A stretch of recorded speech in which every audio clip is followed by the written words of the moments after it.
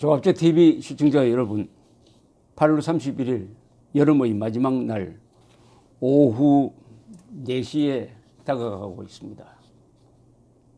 문재인 대통령이 오늘 헌법재판소 창립 30주년 기념식에 참석해서 연설을 했습니다. 이 연설을 소개하면서 저희 논평을 곁들이려고 합니다.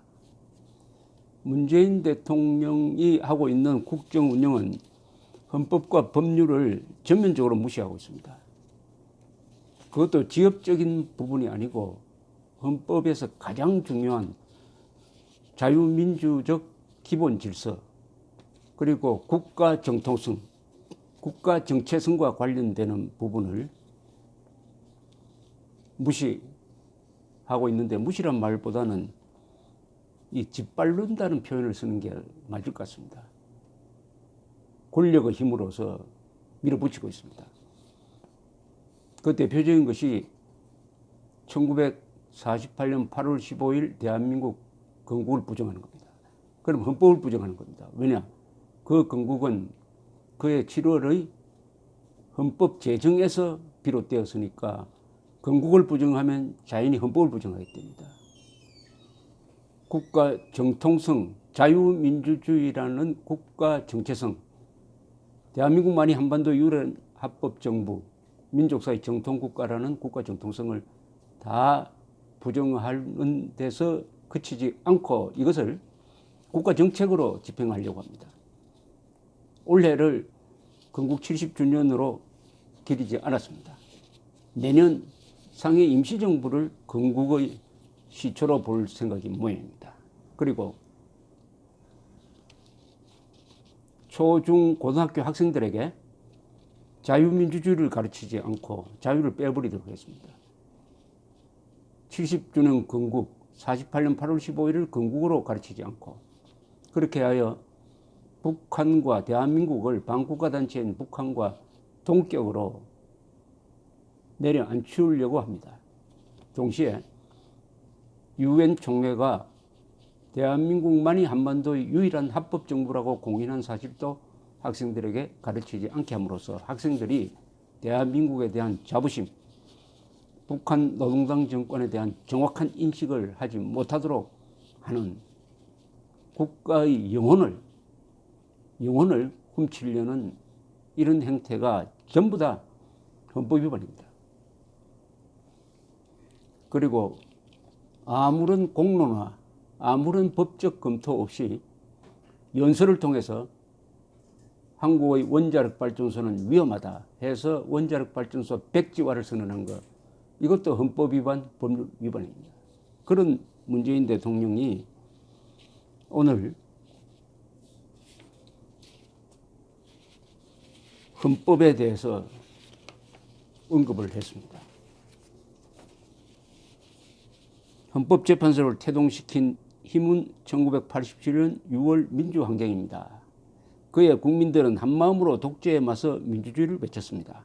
국민 스스로 1948년 재헌헌법 이후 40년 동안 법전 속에 잠들어 있던 헌법의 이념과 정신을 삶 속으로 불러냈습니다.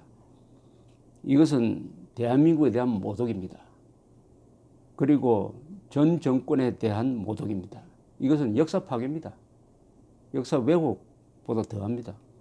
48년 재헌헌법 이후 40년 동안 법전 속에 잠들어 있던, 아니 헌법을 만든 이후에 헌법 이념과 정신이 잠들어 있었답니다. 아니 잠들어 있었으면 민주주의가 중단됐어야죠. 문재인 대통령은 자신이 제3기 민주정부라고 하는 사람입니다. 김대중, 노무현, 그리고 문재인만 민주정부라고 하는데 그것과 같은 맥락입니다. 아니 이승만 대통령이 주도한 헌법 제정 아닙니까? 자유민주, 시장경제. 그래서 이승만 대통령은 전쟁 중인데도 불구하고 1952년에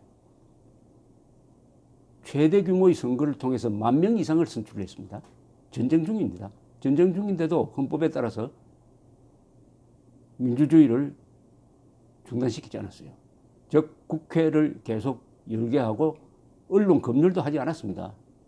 이게 다 헌법 정신을 이어간 것인데 문재인 대통령은 40년 동안 헌법이 잠들고 있었답니다.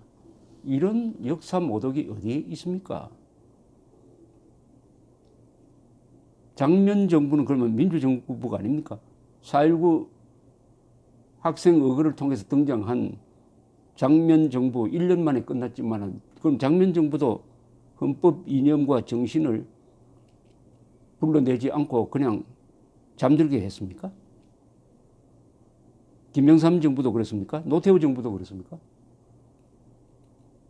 40년 동안이라고 하니까 여기에 등장하는 게 이제 이승만, 장면, 박정희, 최규하, 전두환 요 정권은 오로지 헌법을 말살했다 이런 뜻이죠. 대한민국 헌법은 개인의 자유를 보장하는 헌법이었어요. 이승만, 박정희를 독재 정부라고 부르고 싶지만은 그때도 개인의 자유는 손상되지 않았습니다. 언론의 자유도 다소 규제를 받았지만은 보장되었습니다. 지금 개인의 자유, 사유재산권의 자유, 선거의 자유, 언론의 자유가 지금 제대로 기능하고 있습니까? KBS, MBC의 경영진을 교체하는 과정에서 문재인 정권이 한 행동, 이것도 헌법 정신입니까? 6월 민주항쟁의 승리는 지금의 헌법을 만들어냈습니다. 헌법재판소는 국민에게 위임받은 헌법 해석의 권한으로 국민의 권리를 지키기 위해 쉼없이 노력해 왔습니다. 독재와 권위주의 시대의 유물인 악법들을 위헌으로 결정할 때마다 국민의 삶은 좋아졌습니다. 헌법은 국민을 지키는 최후의 보루입니다. 헌법은 힘이 셉니다. 국민의 뜻과 의지, 지향하는 가치가 담겼기 때문이며 국민이 지켜주고 있기 때문입니다. 헌법이 힘이 세려면 권력을 가진 사람이 헌법을 존중해야 되죠. 헌법을 지금처럼 무시하면 헌법은 힘이 없게 됩니다. 국민은 촛불혁명을 통해 정치적 민주주의에서 삶의 민주주의로 나아가고 있습니다. 이건 문제 발언입니다. 촛불혁명이 일어났습니까? 언제 촛불혁명이 일어났죠? 혁명은 체제를 뒤엎는 겁니다. 쿠데타는 정권을 뒤엎는 거지만 그럼 자유민주주의 체제가 지금 뭐 민중민주주의나 인민민주주의로 바뀌었습니까?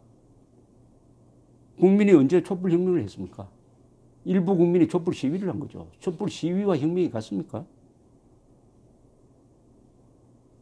촛불혁명이란 말을 선언적으로 농담으로 하지 않고 진담으로 하는 것 같은데 그렇다면 이건 헌법 위반입니다. 혁명을 했다는 것은 헌법에 반대되는 헌법을 짓밟는 행동을 했다는 자백입니다. 이거.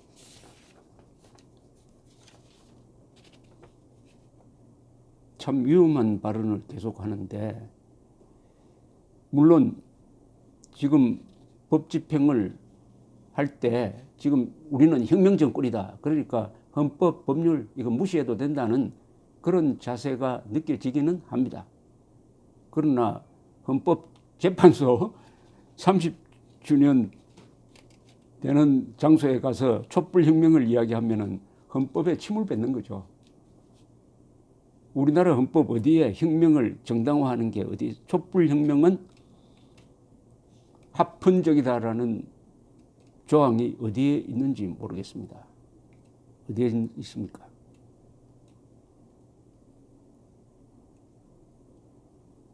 또 이렇게 발언했습니다. 내년은 대한민국 임시정부가 국민주권의 민주공화국을 선포한 지 100년이 되는 해입니다. 선포했지만은 실천이 되지 않았습니다. 주권도 없었고 영토도 없었고 국민도 없었어요. 그래서 임시정부라고 스스로 정확하게 명명을 했습니다. 국민주권의 민주공화국을 선포한 것은 19년이 아니라 1948년 8월 15일입니다. 선포하고 즉각 대한민국이 기능하기 시작했습니다. 19년에는 선포만 했지 그것을 실천하는 데는 그 뒤에 약 40년을 기다려야 했습니다. 선포와 실천 중에 더 중요한 것은 실천이죠. 말과 행동 중에서 중요한 것은 행동이죠. 그런데 민주공화국을 선포한 지 100년, 아니 민주공화국이 출범한 지 70년 이렇게 했어야죠.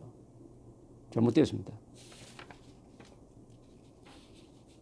재작년 2016년 12월 16일자에 중앙일보가 문재인 김명옥 인터뷰 기사를 실었는데 김명옥 씨가 이렇게 질문합니다. 탄핵 사유를 일일이 따로 심사하지 말고 총체적으로 묶어 심의해도 될 것이다. 박한철 소장 임기 만료가 1월 31일이니까 그 전에 이루어지는 것이 정도일 것이다. 조기 판결의 방향으로 잘 진행된다면 박근혜 대통령의 사임도 촉진될 수 있을 것이다. 그런 판결을 내린다면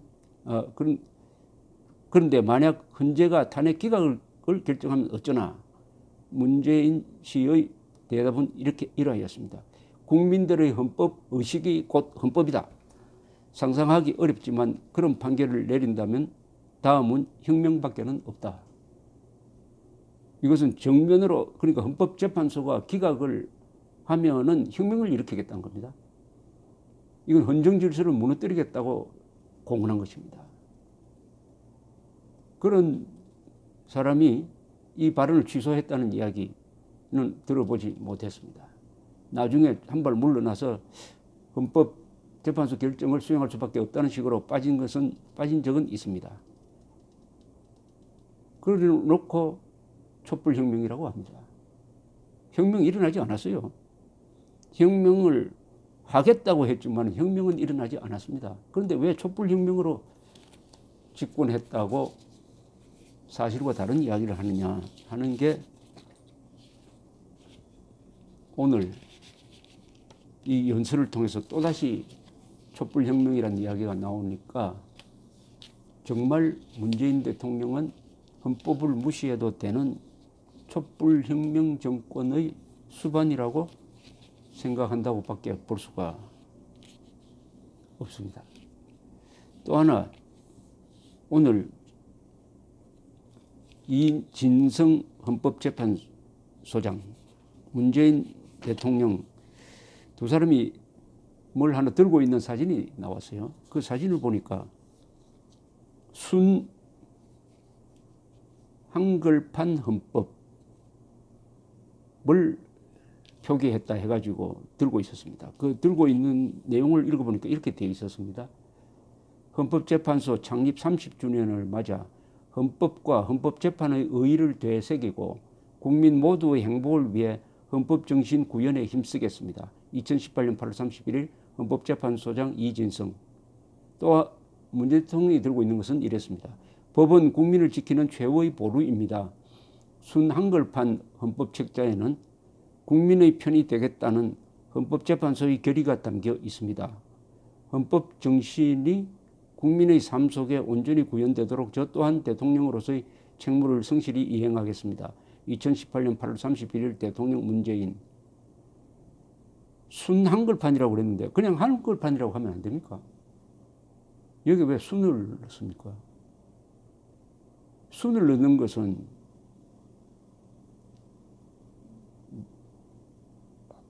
진짜란 이야기인데 아니 한글판에 뭐 진짜 있고 가짜 있습니까? 순은 빼도 됩니다. 순 한글판 헌법책자요?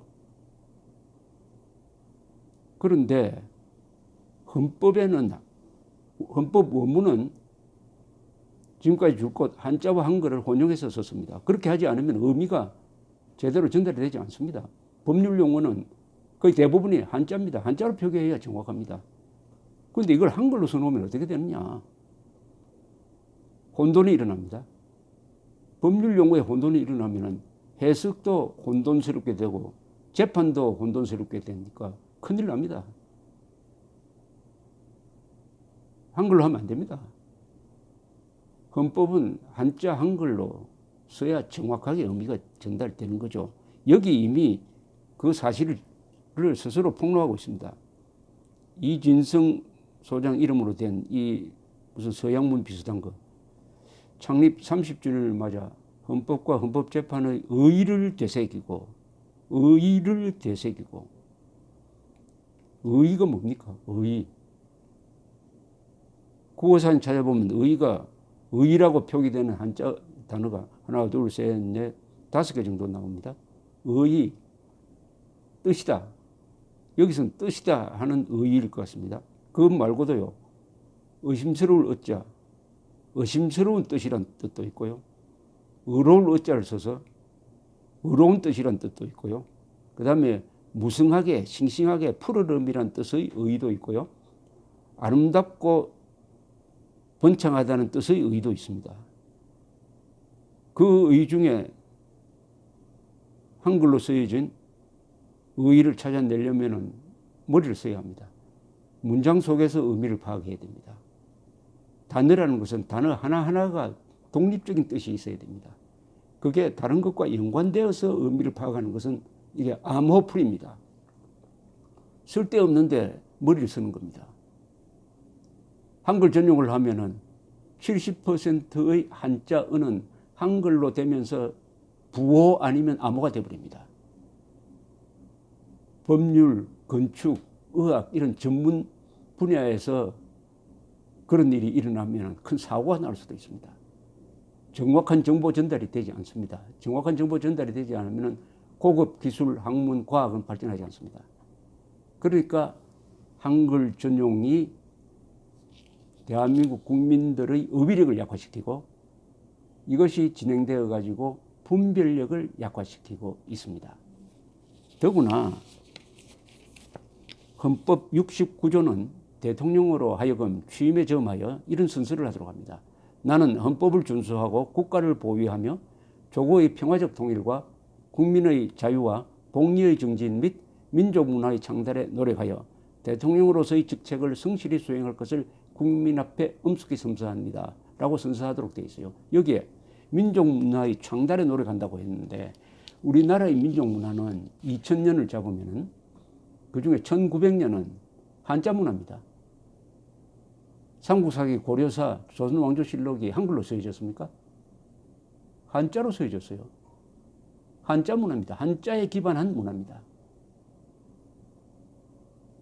2000년에 그러면 1900년 동안 한자 문화는 장달 안 하겠다는 겁니까? 한글이 쓰여지기 시작한 건 최근 100년밖에 안 됩니다. 민족 문화의 보고, 민족 문화의 창고로 들어가는 열쇠는 한자입니다. 한자. 한자를 버리고 한글 전용해서는 안 될 의미가 통하지 않는 헌법까지도 순한글판 헌법 책자로 만들었다고 한다면 민족 문화를 파괴하는 겁니다. 이것은 헌법 정신 위반입니다. 헌법 원문은 한글, 한자 혼용으로 적혀 있습니다. 국어 기본법이 잘못되었죠. 한자를 외국어로 취급한 것. 그러면은 고려 사람, 신라 사람, 조선조 사람은 외국인입니까? 오늘 이 헌법재판소 30주년에서 보여주는 것은 헌법 파괴 이전에 국어 파괴가 일어나고 있다. 이렇게 판단이 됩니다. 감사합니다.